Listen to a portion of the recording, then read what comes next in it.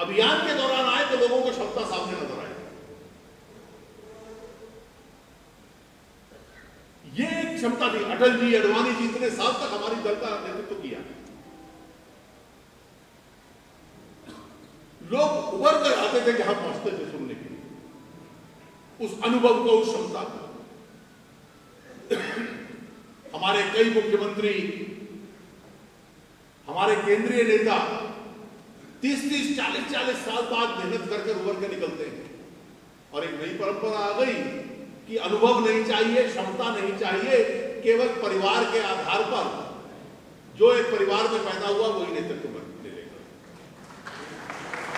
और मैं ये मानता हूं और हर स्थान पर कहता हूं,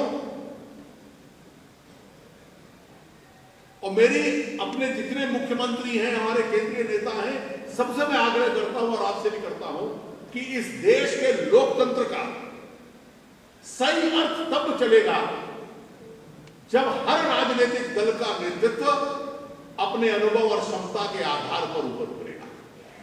जब तक ये परिवारवाद की राजनीति को, मेरिटोक्रेसी, क्षमता के आधार पर राजनीति नहीं हरा देती और कुचल देती, तब तक इस देश के लोकतंत्र का सही अर्थ नहीं होगा। और राजनीति में धीरे धीरे ये विषय, मुझे याद है बिहार का चुनाव हुआ तो लालू जी ने कहा, मैं और मेरी पत्नी, कांग्रेस ने कहा कि हमारे यहां से जो भावी नेता है वो आ गए। और सच में नीतीश कुमार, सुशील मोदी दोनों की क्षमता क्या थी, उनकी इंटेग्रिटी, ईमानदारी क्या थी। हमारे पास केवल वोट था। दोनों सरल परिवारों से थे और परिणाम आया तो हमारी उम्मीदों से भी कहीं आगे। इस राजनीतिक परिस्थिति में जब आपको उत्तर देना है और देश के इस चुनौतियों का उत्तर देना, you have to respond to these challenges. ये दुनिया का सबसे बड़ा लोकतंत्र है। तो इनमें से मैंने इसलिए सारे विषय गिनाए आपको। मुझे तो इन चुनौतियों का उत्तर देते हुए ना कांग्रेस पार्टी की मौजूदा नेतागण, ना सरकार के नेता, यहां उनके उभरते हुए भावी लोग नेता, मुझे तो इस चुनौती का सामना करने वाले कोई नहीं दिखते। You have a leadership whose views on these policy issues are not known. इस परिस्थिति में सोच कैसे जाती है, और इस परिस्थिति में पैदा हुआ यह कम्युनल वायलेंस में। मैं मानता हूं कि यह कानून अगर सच में चाहे अन्य राज्यों को थे, और कांग्रेस के मुख्यमंत्री भी जानते थे कि उनके अधिकारों, राज्यों के अधिकार भी जा रहे हैं, तो जो संघीय ढांचा है, फेडरल स्ट्रक्चर है, संविधान के बुनियादी हिस्से का एक अंग है, कोई उसको बदल नहीं सकता। और आप इस कानून के माध्यम से उस बुनियादी ढांचे को तोड़ दें। थोड़ा आगे कानून पढ़ने लगे तो सच में अगर बतलाएं तो किसी को कल्पना नहीं होगी कानून का आधार क्या है। कानून दो हिस्सों में इस देश को बांटता है। एक वर्ग वो है जिसमें वो कहते हैं कि कोई भी अल्पसंख्यक, चाहे धर्म के आधार पर अल्पसंख्यक हो, कमजोर वर्ग हो, या भाषा के आधार पर अल्पसंख्यक हो, उसको ग्रुप शब्द में माना जाएगा, वो एक ग्रुप बन जाएगा। और अन्य लोग जो उस ग्रुप में नहीं आते वो बाकी समाज माना जाएगा। अब सांप्रदायिक अपराध क्या क्या है? अब सांप्रदायिक अपराध हो सकते हैं किसी समाज पे हिंसा करना,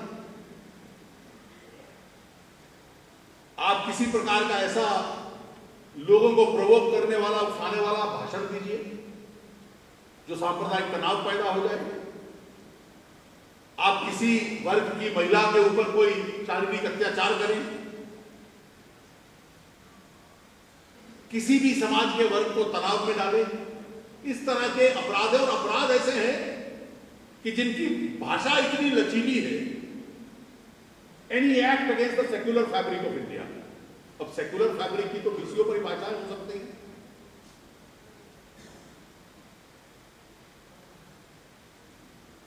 और सेक्युलर फैब्रिक के खिलाफ मैं अपने धर्म का प्रचार करूं, कोई कह सकता है कि मुझे इससे तकलीफ होती है।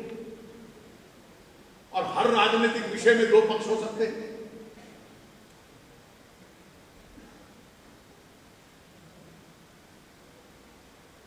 राम मंदिर बनाना या ना बनाना, इनमें से सेक्युलर फैब्रिक के पक्ष में कौन सी बात है और खिलाफ वाली कौन सी बात है, इस पे सचमुच में विचार हो सकता है, झगड़ा हो सकता है, दो मत हो सकते हैं।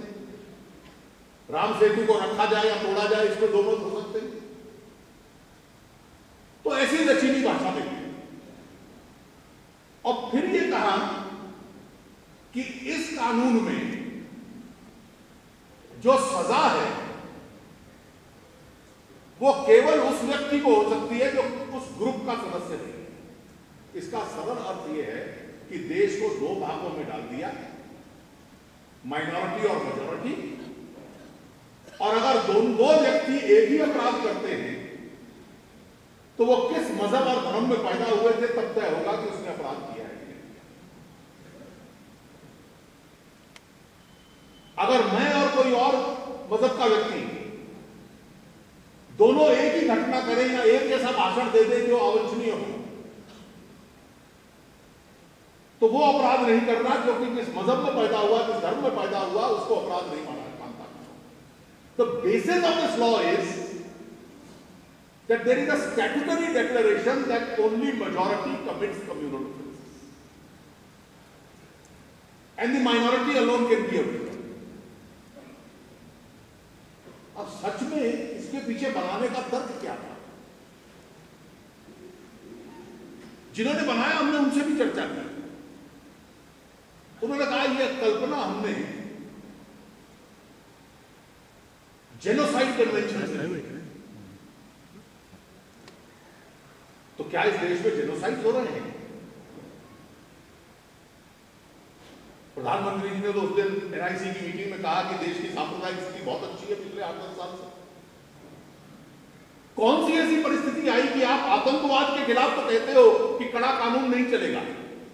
जब कोटा वापस लिया, टाटा वापस लिया, तो कांग्रेस का तर्क यह था कि विशेष कानून की जरूरत नहीं है। We don't need a special law against terror, we need normal liberal laws. आतंक के लिए नरम कानून चाहिए, लेकिन मेजॉरिटी कम्युनिटी के लिए कम्युनल डिस्टर्बेंस में हमें विशेष कानून चाहिए। तो आप इस आधार पर कानून बना सकते हैं। मैंने नेशनल इंटीग्रेशन काउंसिल में एक शब्द का प्रयोग किया। मैंने कहा जब हम कानून के विद्यार्थी थे, और आप बहुत लोग अभियंता है यहां पर, तो जब हम पढ़ते थे तो वो कहते थे कि भाई you will not discriminate on the basis of religion, sex, language, race. और इसका उदाहरण हमारे प्राध्यापक दिया करते थे कि क्योंकि किसी धर्म के आधार पर, जाति के आधार पर, पुरुष और महिला होने के आधार पर कोई भेदभाव नहीं होगा, तो इसको कानून की भाषा में कहा करते थे, your birthmarks can not determine as to whether you are to be discriminated against और फेवर्ड। आप जिस जाति या धर्म में पैदा हुए, जिस समाज में पैदा हुए, और उस जाति या धर्म में पैदा होने के साथ जो निशानी आपको लग गई, जो बर्थमार्क्स लग गए, चाहे अन्य राज्यों को थे, और कांग्रेस के मुख्यमंत्री भी जानते थे कि उनके अधिकारों, राज्यों के अधिकार भी जा रहे हैं। तो जो संघीय ढांचा है, फेडरल स्ट्रक्चर है, संविधान के बुनियादी हिस्से का एक अंग है, कोई उसको बदल नहीं सकता। और आप इस कानून के माध्यम से उस बुनियादी ढांचे को तोड़ दें। थोड़ा आगे कानून पढ़ने लगे तो सच में अगर बतलाएं तो किसी को कल्पना नहीं होगी कि कानून का आधार क्या है। कानून दो हिस्सों में इस देश को बांटता है। एक वर्ग वो है जिसमें वो कहते हैं कि कोई भी अल्पसंख्यक, चाहे धर्म के आधार पर अल्पसंख्यक हो, कमजोर वर्ग हो, या भाषा के आधार पर अल्पसंख्यक हो, उसको ग्रुप शब्द में माना जाएगा, वो एक ग्रुप बन जाएगा।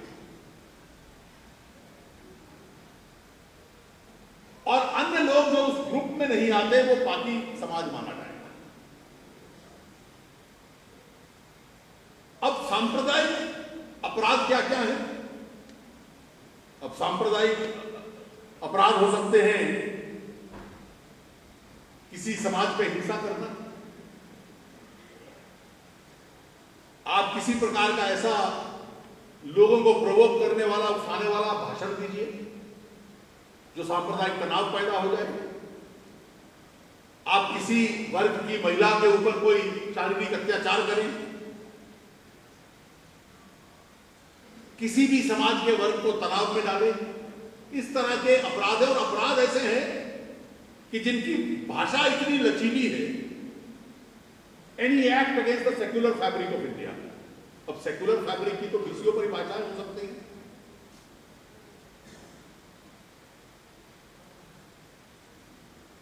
और सेक्युलर फैब्रिक के खिलाफ मैं अपने धर्म का प्रचार करूं, कोई कह सकता है कि मुझे इससे तकलीफ होती है। और हर राजनीतिक विषय में दो पक्ष हो सकते हैं।